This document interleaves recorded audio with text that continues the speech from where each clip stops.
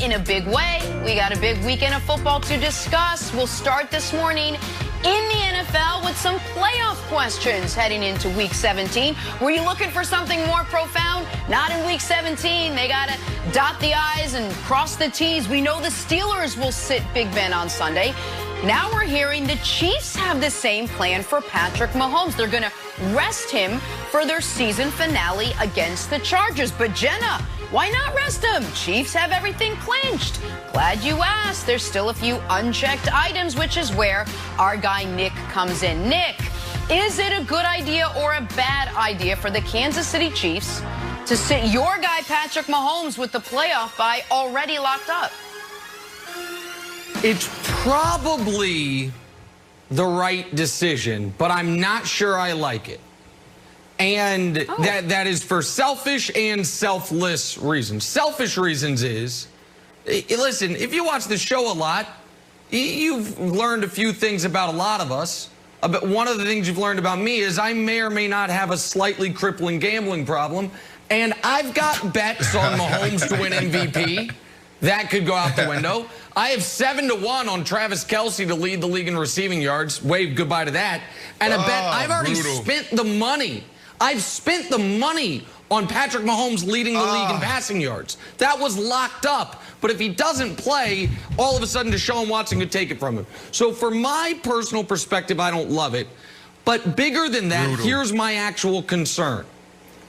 It's not that the Chiefs haven't been playing well as of late, because I think that is way overblown. They played the Dolphins, who have a top-5 defense. They scored 33 points. They then played the Saints, who have a top-5 defense. They scored 32 points. They then played the Falcons in a totally meaningless game, and the Chiefs' defense was outstanding while the offense wasn't great. I'm not worried about how the Chiefs have been playing. I am worried about too much rust. And I am worried about a team that has lost one game in the last 14 months, all of a sudden going a month between meaningful games and going 2+ weeks between actually playing with giving yourselves a bye and then having earned the bye. So it's not about, oh, the Chiefs need to get into gear, because I think that storyline is wildly overrated. It's about, if the last time you really locked in was the Saints game in Week 15, and then Week 16 you had everything clinched, Week 17 you rest everyone, wild card weekend you have a bye, and now all of a sudden, Brandon, you're playing either the Ravens or the Browns or the Titans or whomever you're going to be playing in round 2, a team that would be coming off a playoff victory.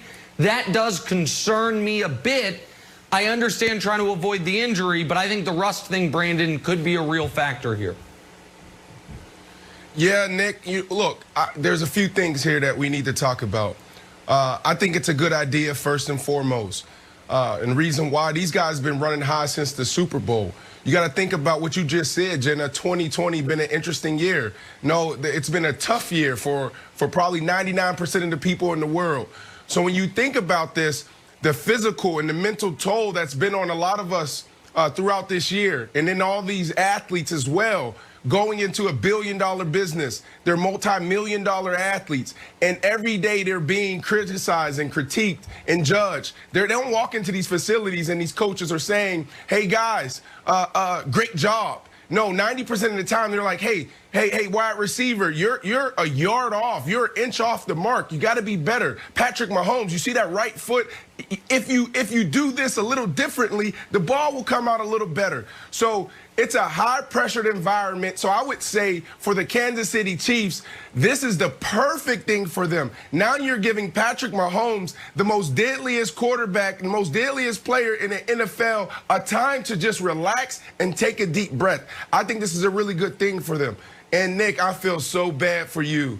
Man, you put all that money on the line to the MVP. Man, I don't want to talk about Travis Kelce. That's brutal. They were all good bets. Buddy, hopefully you parlayed the bet. I hope you parlayed the bet about them going back-to-back, because they have the best opportunity to do the ultimate thing, and that's win a back-to-back Super Bowl. So the MVP, it may be out there, but Kevin. That's a good point. Correct. So I think this is a good thing. And Kevin, look, Patrick Mahomes may still win the MVP because Aaron Rodgers is going into Chicago, and it's not going to be an easy job for him. I'll tell you that, buddy. I'm still giving Patrick Mahomes my MVP vote. Now, you might say, Wilds, you don't have an MVP vote. All right, details. Look, Nick, this is why I don't think you should be worried. Patrick Mahomes knows his body better than everybody else. He knows the strategy of how to move through the playoffs. The only thing he doesn't know is, like, there's no such thing as the Patrick price. Everybody gets the same State Farm deal no matter who you are. And at some point, Jake, if Patrick Mahomes doesn't get it and Aaron Rodgers doesn't get it, maybe it's on you. Maybe it's your messaging. But here's the thing Patrick Mahomes does know. He hasn't been playing great, Nick. So the first 12 weeks of the season, killing it. You're up here puffing your chest out, being awesome. These last weeks, I mean, you can say that, like, it's overblown, but we know that he's a safety away from that Saints game, or a touchdown that turned into a safety, of being much closer. The A.J. Terrell interception drop, you could have lost that game. So this is a little bit concerning to me, and I assume he knows this. He's like, you know what? If he felt like he needed to shake some rust off and play, he would have. But I don't think he does. But this is a little bit concerning to me, as I think it should be to you.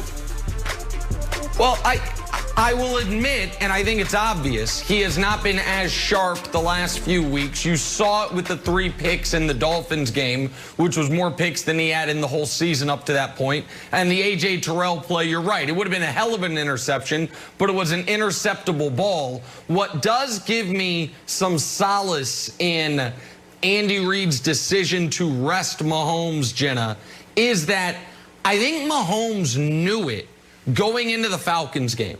And he clearly wanted the rest. Because if you watched his reaction when the Falcons missed that field goal and the Chiefs won, it wasn't just the reaction of, oh, we're not going to overtime. I think it was, okay, our regular season is complete now. I think he went into that game knowing, if we win this game, I'm not going to have to play Week 17.